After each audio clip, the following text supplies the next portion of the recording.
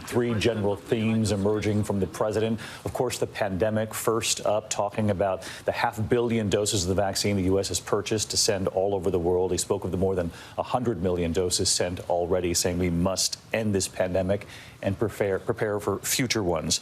He talked about climate change, reissuing that warning that we are nearing a point of no return, urging every leader that they should come with the highest of ambitions to Glasgow in the coming months. And he talked about a world of nations coming together for common humanity, saying we've ended 20 years of conflict in Afghanistan, years of relentless war. We now open a new era of relentless diplomacy, saying we are not seeking a new Cold War or a world divided. I want to bring in our chief White House correspondent, Cecilia Vega. And Cecilia, these were the themes that we were expecting today. But if anyone was expecting an explanation of decisions made by the Biden administration so far, that is not what they got. This president clearly focused today on the path forward. He really is, David. This is really the president on this global stage trying to make good on this campaign promise. You remember this from his inauguration. He said America is back. He was in that room trying to convince these allies that this is not the administration of Donald Trump, that he is committed to them, that they can rely on this relationship. The only thing that he sort of hinted at was this defense of that withdrawal, that very controversial, that chaotic withdrawal in Afghanistan. He said that he basically is sticking by that decision.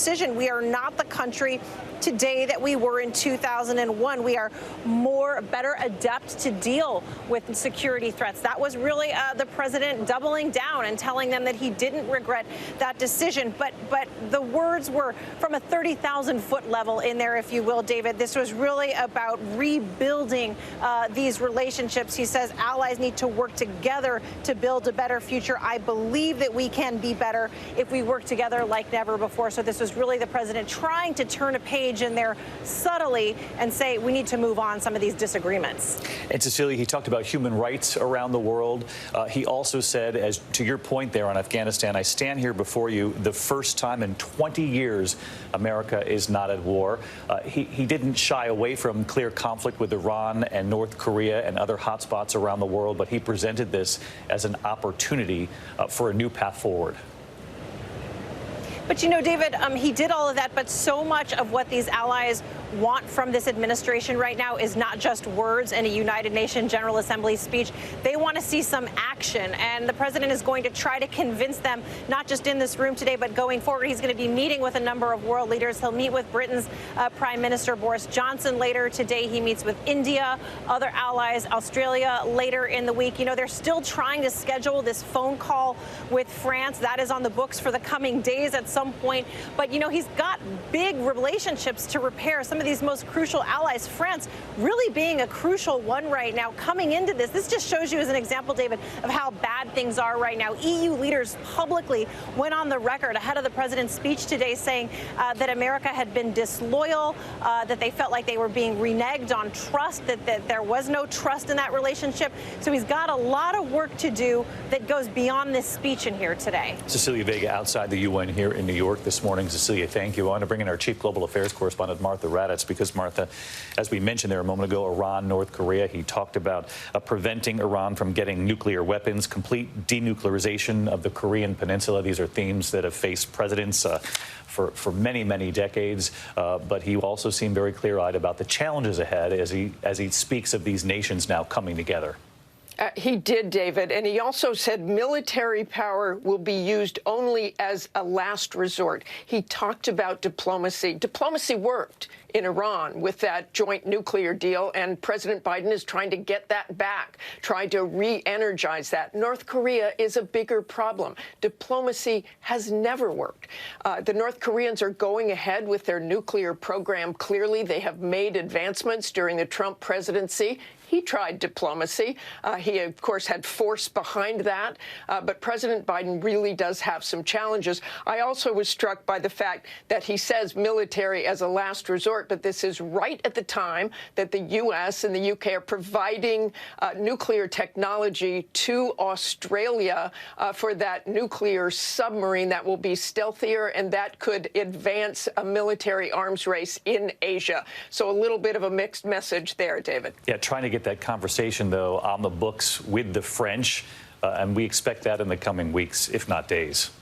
Exactly, David. And I am told by a U.S. official that France was told, Macron was told by Australia that they had profound concerns about the nuclear deal with France, and that France took that to mean they had problems with the money, not exactly what was going on with the nuclear technology. All right, thanks to you as well, Martha Raddatz in Washington, Cecilia Vega here in New York City outside the UN. The president declaring before world leaders a short time ago that we will not go it alone in this path forward, that we must carefully manage our relationships. But he said he's counting on all nations to fight this pandemic, climate change, and diplomacy. We'll see you a bit later. Good day. Hello, everyone. I'm Kira Phillips. President Biden just wrapping up his first address to the UN General Assembly since taking office. Let's bring in ABC News political director Rick Klein, chief global affairs correspondent Martha Raddatz, also the director of NYU Center for International Cooperation, Sarah Cliff. Rick, let's go ahead and start with you. President Biden wanting to send a message that America is back, just in general. How did he do you think, today? I think the words are fine, and I think this chapter that he's talking about is a compelling message, but it does not match up with the reality of American politics and American society today, whether it's COVID, whether it's infrastructure, whether it's climate change, whether it's the ability to get things done. We are not getting a lot of encouraging signs out of American democracy. In addition to that, you have these complications on the world stage, this crisis involving migrants at the border, the horrible images that we've seen in the last couple of days, not matching up again with the rhetoric, that messy exit from the war in Afghanistan, a deadly exit as well. And of course, the realities around COVID. The president wants the world to think about America as a COVID ambassador, COVID diplomacy, those little shots of hope. But of course, the situation is so much more complicated by the Delta variant and by politics here at home. So there is a disconnect here that, to me at least, Kira, is undeniable. Martha, the president did say the U.S. must lead by example and military force should only be used as a last resort. And this comes after that chaotic exit from Afghanistan, during which the U.S. military mistakenly killed several civilians in a drone strike. What do you make of the Biden doctrine today? Well, clearly he wants to focus on diplomacy. When he says America is back, he is saying that it's re-engaging with the world and that Trump put America first. But exactly as Rick points out, America is having its own problems right now. We can't bring our country together on the pandemic. We can't bring our country together on climate change. So the rest of the world looks at us. Yes, we pulled out of Afghanistan, and Joe Biden is doubling down on that, and that was the right thing to do. But again, it wasn't so much that we did pull out, it's how we pulled out. And the rest of the world saw that as well. And at the same time, he said military power will be used only as a last resort. And we certainly know what he means by that. They are selling this nuclear technology to Australia for these more stealthy submarines, which really could accelerate an arms race in Asia. So, Rick, we didn't hear the president actually mention the former president's name, Trump, but he did say, when talking about rebuilding alliances and talking about security and prosperity across the globe, that with regard to NATO, the EU, they're coming back to the table. He talked about the WHO and that they have re-engaged. He talked about the Paris Climate Agreement and that they have rejoined that. So he really was trying to send a message to say, hey, I am not the former president. I am in no way, shape, or form operating under Trump policy. When he says America is back, the people in that room, the people around the world, I would argue, know exactly what he's talking about. He doesn't need an explicit mention of President Trump. The people in that room, remember, where some of President Trump's commitments and rhetoric were literally laughed at by his fellow world leaders. That isn't the Joe Biden way, and of course he's tried to signal a clean break with that. But the complicating issue here, Kira, is all of these issues now. He's been in office for 8 months, and so to say America is back is one thing. To see the reality of what it means to have America back in the Biden way is quite a bit something else. And I think as much as I think these world leaders, for the most part, would rather be dealing with a stable and predictable president in Joe Biden versus President Trump, they realize that it is a messy world and is a messy country that he's speaking from today. Martha, also, we saw that interview with the UN Secretary General Guterres when he did warn President Biden about this, as he called this dysfunctional relationship with China, saying that this U.S.-China relationship headed for a dangerous new Cold War.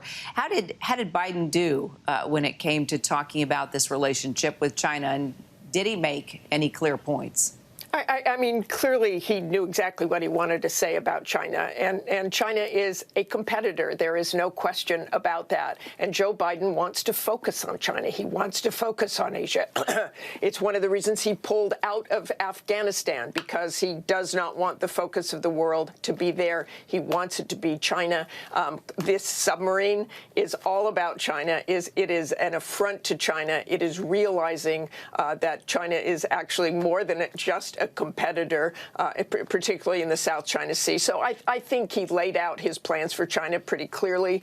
But again, this is all about diplomacy, according to Joe Biden, all about diplomacy. But in reality, sometimes that moves a step forward. And on that note of diplomacy, Sarah, the president talked about using the power of development and to lift people up around the world. What was the takeaway for you? Yeah, so I thought he did three important things with this speech, Kira. He, first of all, talked a lot about partnership, but he also talked about action. And that's what people wanted to see. So he talked about increasing the vaccine commitments tomorrow morning and doubling the climate change finance. And people will be reassured to see that's not just talk shop, that there is actually action following it. Secondly, he talked about moving from making sure that responsible competition doesn't escalate into conflict. And he referred to the conflicts in Iran, Korea, Israel, West Bank and Gaza in a way that I think laid out that balance well. And last, he talked about development themes, as you just asked. So inequality, corruption, inclusive recovery, decent work, improving lives. And he really laid out a vision that this is what we have to do in order to sustain democracy. We have to govern better. And that, I think, resonates well with audiences at the UN.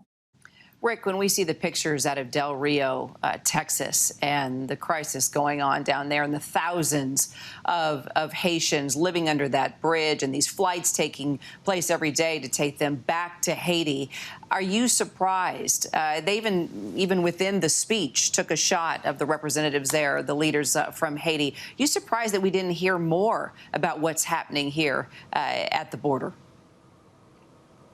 Well, I think that the president's speech is trying to, as much as possible, avoid commentary on news of day. It's a broader image that he's trying to project of what his vision of U.S. power is. And I would also venture a guess that many of the folks in the room would feel some sympathy for the crisis at the border, recognizing that there's only so much you can do as a world leader to protect yourself against an influx like this and to respond to it, that the images are going to be ugly. The White House has condemned some of the imagery, and there are active investigations involving the Border Patrol agents, as we know, Kira. But beyond that, there is a disconnect between the compassion that Joe Biden outlined here and the takeaways that Secretary Mayorkas and anyone from the administration is hoping that would-be arrivals, would-be refugees are understanding at this moment. The clear message they're saying: do not come. It is not going to be. You're not going to be welcomed. You're going to be sent back, and it is going to be dangerous for you and your family.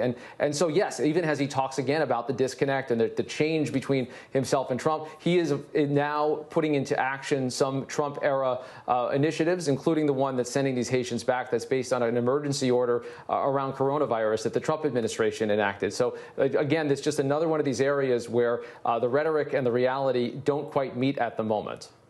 Martha, biggest challenge moving forward for the president now?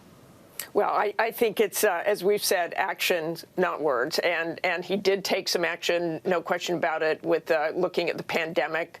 But moving forward, just how well this diplomacy works, just how well he can convey that America is back, just how clearly he can make the choice worldwide between democracies and China. And that is one of his goals here today. So it really is all about action. Will diplomacy work with North Korea? Korea? We'll have to see. Will diplomacy work with Iran? We'll have to see.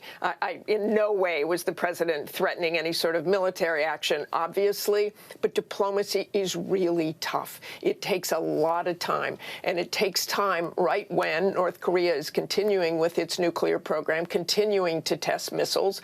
Iran is edging up with its uranium enrichment as well. So there is time pressure, and that's what really sometimes does end diplomacy. And the president making the point that for the first time in 20 years, America is not actively at war. Martha Raddatz, Rick Klein, Sarah Cliff, thank you all. Thank you. Thank you. We'll be back with the day's other top stories. Stay with us.